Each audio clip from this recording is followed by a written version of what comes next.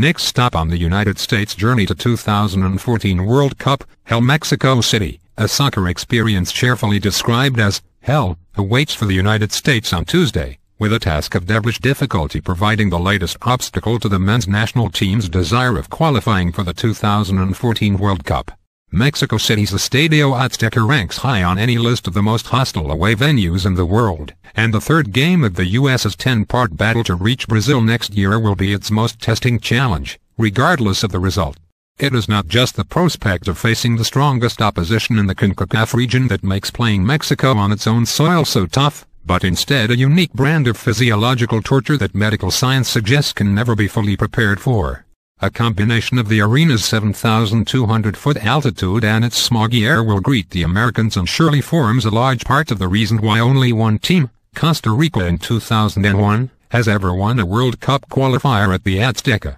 "The first 20 minutes is always the worst," said the U.S.'s DeMarcus Beasley, who plays his club soccer with Mexican side Puebla. "You can't breathe, you get the dry feeling in the throat, you get congestion in the chest." Preparing for such conditions, with the limitations of the international soccer calendar, is extraordinarily tough. Jamaica had the luxury of 11 days preparation at altitude before securing a 0-0 tie here last month, but the club commitments of the American players made a similar scenario impossible. Jurgen Klinsmann's the United States squad arrived in Mexico late Sunday night, having secured a 1-0 victory over Costa Rica near Denver on Friday, a desperately needed victory that elevated it to second place in the 16 pool.